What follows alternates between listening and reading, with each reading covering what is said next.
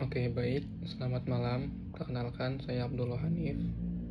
Di mana sebelumnya saya ingin meminta maaf terlebih dahulu bahwa saya tidak bisa hadir untuk mengikuti kelas di malam hari ini, dan juga saya tidak bisa ikut presentasi secara offline dikarenakan kondisi saya yang tidak memungkinkan untuk bisa ke kampus dan berkuliah secara offline karena saya terkena penyakit tipes.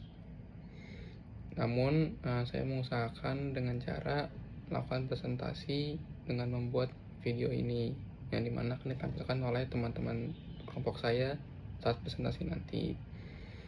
Jadi di sini saya akan membahas mengenai PSAK 223 mengenai borrowing cost atau biaya pinjaman. Kita masuk ke slide yang pertama. Oke, dimana di slide pertama ini akan dibahas mengenai pendahuluan terlebih dahulu. Maaf. Dimana di slide pertama ini akan dibahas terlebih dahulu mengenai pendahuluannya dan pengertian pentingnya di sini. Jadi di PSAK 223 ini kan mengenai biaya pinjaman, dimana ini tuh mengatur bagaimana sebuah entiti mencatat biaya yang timbul akibat dari pinjaman dana tersebut. Sini tuh ada prinsip-prinsip utama dari PSAK 223, ada dua.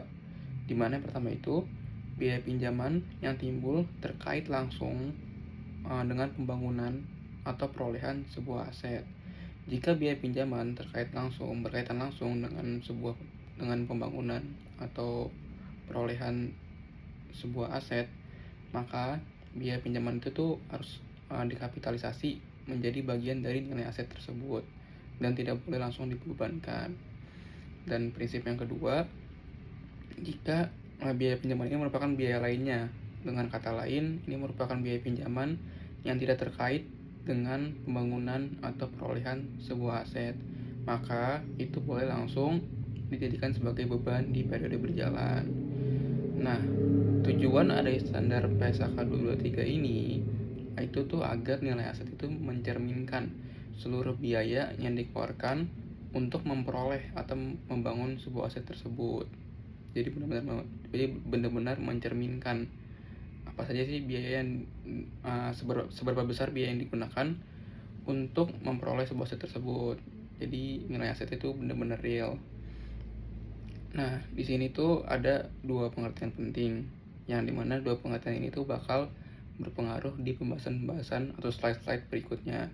Yang pertama itu ada pengertian mengenai biaya pinjaman, dimana biaya pinjaman ini tuh merupakan atau terkait dengan bunga dan biaya lainnya yang timbul akibat dari sebuah entitas yang meminjam dana. Contohnya itu kayak bunga pinjaman bank, provisi, bunga liabilitas sewa, selisih kurs dari falas, dan juga yang lainnya. Yang kedua yaitu aset kualifikasian, di mana ini merupakan aset yang membutuhkan waktu atau jangka waktu yang cukup lama sampai aset ini tuh bisa siap digunakan atau dijual. Jadi untuk aset ini siap digunakan atau bisa dijual itu membutuhkan waktu yang sangat lama. Contohnya itu kayak misalkan gedung, pabrik, jalan tol, properti investasi, dan lainnya. Oke, masuk ke next slide, di mana di sini bakal dibahas mengenai prinsip dasar dari PSAK 223. Oke, yang saya udah mention di awal tadi, di mana kita akan membahas mengenai kapitalisasi, di mana biaya pinjaman yang dapat dikapitalisasi itu tuh jika dia ini berkaitan langsung dengan perolehan atau pembangunan aset kualifikasian, yang dimana tanpa adanya pembangunan aset tersebut maka biaya pinjaman itu nggak akan muncul. Jadi kalau misalkan nggak ada pembangunan sebuah aset atau aset yang dibangun tuh nggak ada, maka biaya ini tuh nggak akan timbul. Artinya bunga yang timbul akibat pinjaman untuk membangun sebuah aset tersebut nggak bisa langsung dicatat sebagai beban, melainkan ditambahkan ke harga perolehan aset atau dikapitalisasi. Biar gampang, saya kasih contoh. Contohnya itu perusahaan contohnya itu perusahaan membangun gedung menggunakan pinjaman bank. Maka dari perusahaan melakukan pembangunan, perusahaan ingin membangun sebuah gedung. Karena ingin membangun sebuah gedung, maka perusahaan melakukan pinjaman untuk bisa membangun gedung tersebut. Karena ingin membangun, terus ada perusahaan melakukan pinjaman, akhirnya timbul yang namanya bunga pinjaman.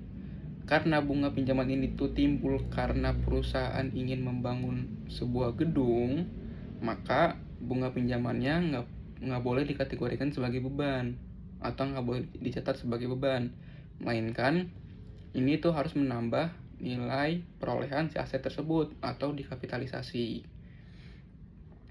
Itu untuk biaya pinjaman yang dapat dikapitalisasi. Kalau biaya pinjaman yang nggak bisa dikapitalisasi atau yang tidak dikapitalisasi, itu tuh kayak operasional harian perusahaan, misalkan kayak gaji, kebutuhan umum perusahaan, ataupun modal kerja. Makanya yang tadi saya sebutin semua itu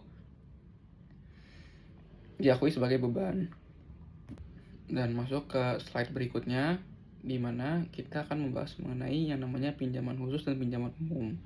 Jadi setelah kita membahas mengenai pengertian penting, habis itu juga prinsip dasar mengenai mana yang bisa dikapitalisasi, mana yang nggak bisa dikapitalisasi, pengertian mengenai aset kualifikasian, terus juga mengenai biaya pinjaman, kita masuk ke jenis pinjaman. Jenis pinjaman di sini ada dua, ada pinjaman khusus sama umum. Kalau pinjaman khusus, dari nama aja udah jelas ya.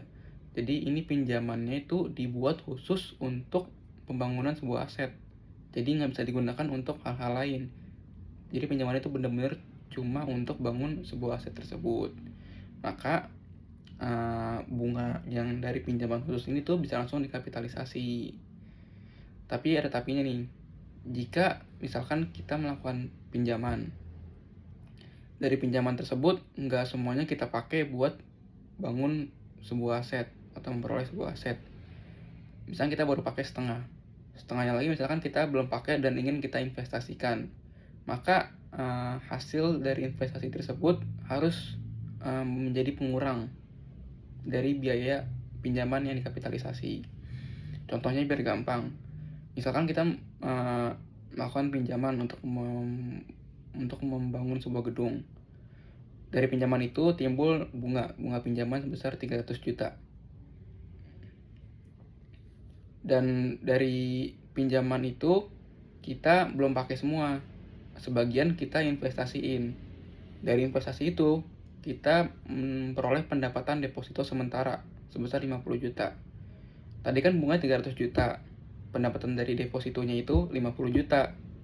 Maka kita nggak boleh kapitalisasi bunga secara full, melainkan bunga tadi kita kurangi sama pendapatan deposito. Jadi bunganya 300 juta dikurangi sama pendapatan deposito sementara 50 juta. Maka biaya yang dapat dikapitalisasi itu 250 juta. Seperti itu. Itu kalau pinjaman khusus. Kalau pinjaman umum itu kebalikannya dari pinjaman si khusus.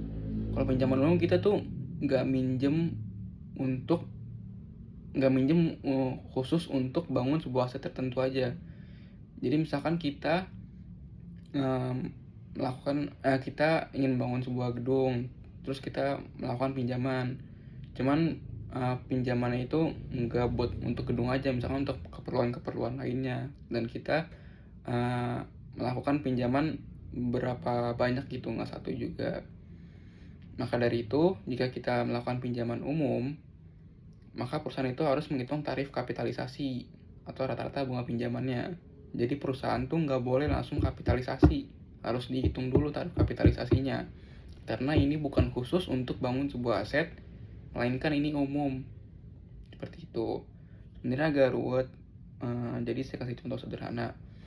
Misalkan perusahaan sedang membangun sebuah aset, perusahaan juga melakukan pinjaman. Perusahaan melakukan dua pinjaman dari bank A sama bank B. Dari bank A, perusahaan minjem misalkan 1 miliar dengan bunga 10%. Dari bank B, perusahaan minjem 2 miliar dengan bunga 12%. Langkah pertama, kita hitung dulu bunganya dari masing-masing pinjaman. Dari bank A, 1 miliar pinjamannya dikali dengan bunga 10%, maka bunganya itu adalah 100 juta. Pinjaman B, pinjamannya 2 miliar dikalikan dengan bunga 12%, maka bunganya itu 240 juta. Kita jumlahin, total bunga adalah 340 juta. Total bunga ini dibagi sama total pinjamannya, berarti 340 juta dibagi sama 3 miliar total pinjamannya, yang dimana hasilnya merupakan 11,33%, yang merupakan tarif dari kapitalisasi. Oke, di next slide. Sebelum masuk ke case, saya akan menjelaskan mengenai pembahasan terakhir atau materi akhir, yaitu mengenai penghentian kapitalisasi. Di sini ada beberapa macam. Yang pertama itu ada penghentian sementara. Jadi ini tuh bukan penghentian kapitalisasi secara permanen, melainkan sementara, dikarenakan aktivitas pembangunan sebuah aset ini tuh berhenti secara sementara juga atau dihentikan juga sementara, kecuali pemberhentiannya itu atau penghentiannya itu bersifat normal atau bagian dari proses konstruksi.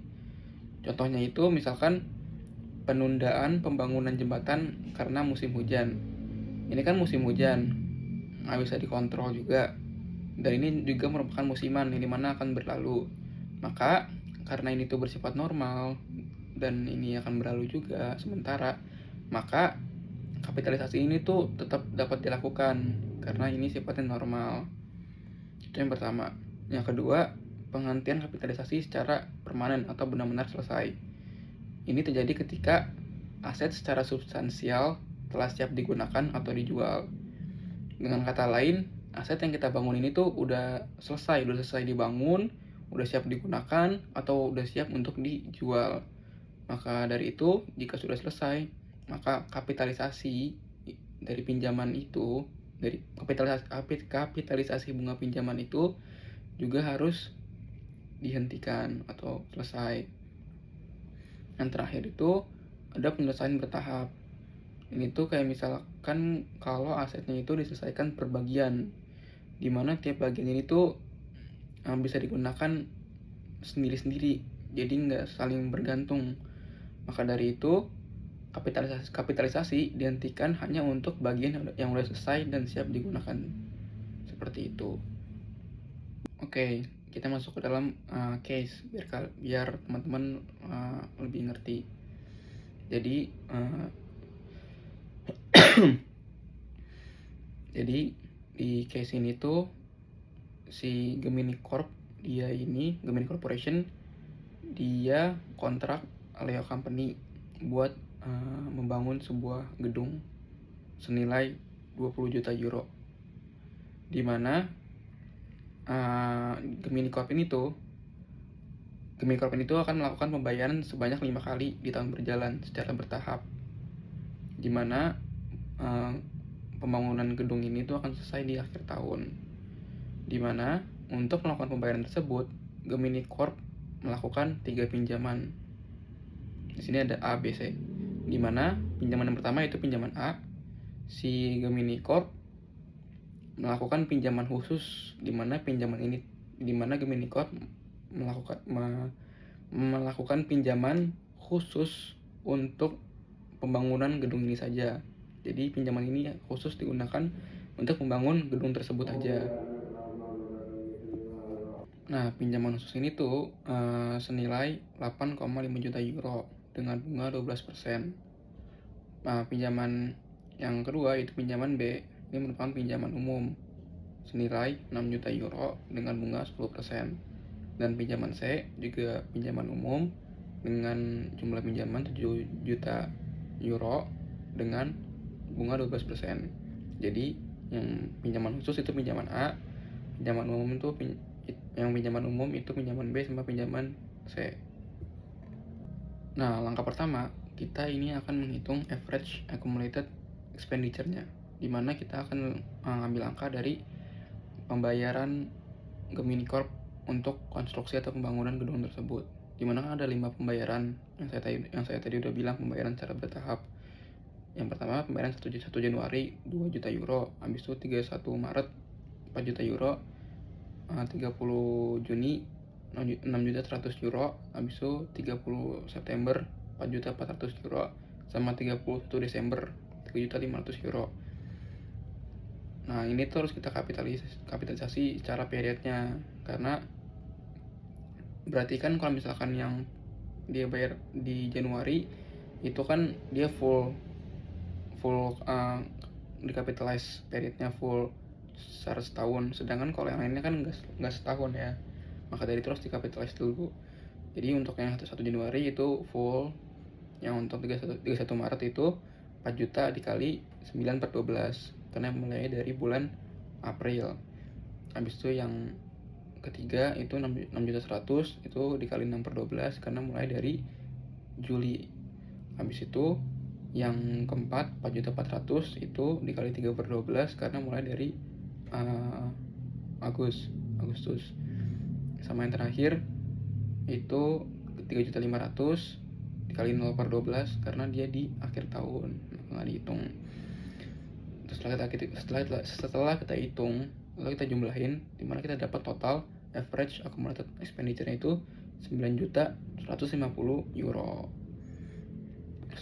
Setelah kita udah ngitung itu, maka kita harus menghitung masing-masing bunga dari pinjaman itu. Yang pertama kita akan hitung bunga pinjaman spesifik atau khusus, yang mana itu merupakan bunga pinjaman A, dimana tadi kan pinjaman A itu kan senilai €8.500.000 dengan bunga 12%. Maka karena ini pinjaman khusus, maka kita akan langsung mengalihkan atau langsung mengkapitalisasi.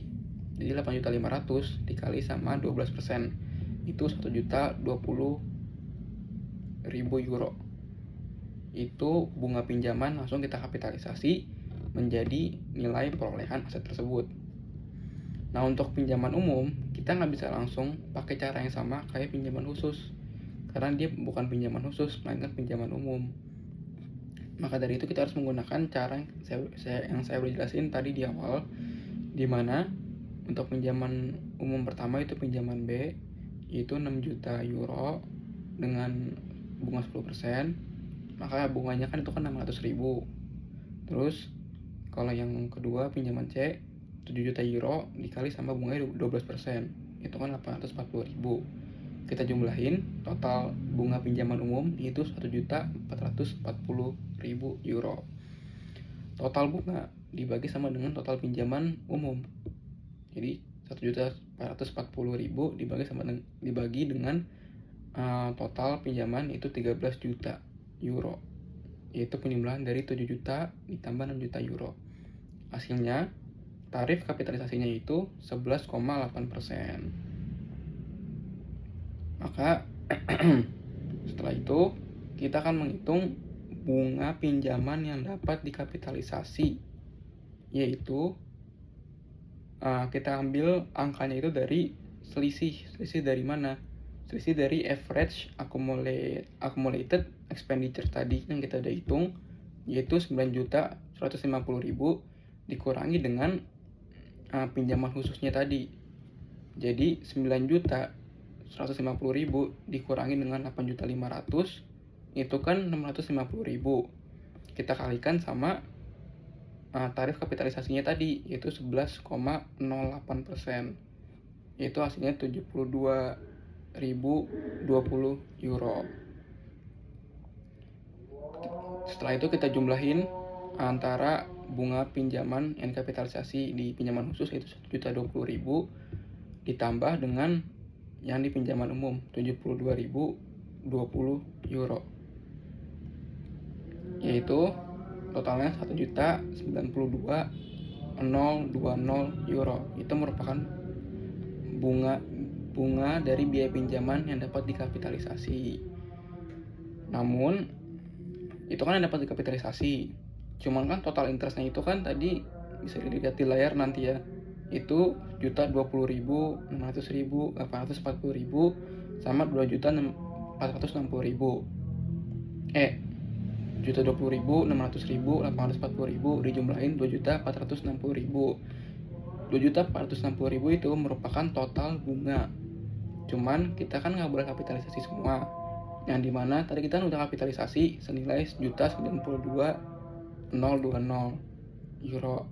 Maka dari itu, selisih antara total bunga dikurangi dengan bunga dari biaya pinjaman yang dapat dikapitalisasi itu 2.460.000 dikurangi dengan 1.092.020 euro. Maka hasilnya adalah 1.367.980 euro. Selisih itu merupakan bunga dari biaya pinjaman yang langsung dibebankan di periode berjalan dan tidak boleh dikapitalisasi. Mungkin sekian dari saya, maaf kalau kurang jelas, kalau masih banyak salah, maaf nggak bisa hadir. Mohon pengertiannya, mohon doanya juga. Selamat malam, terima kasih.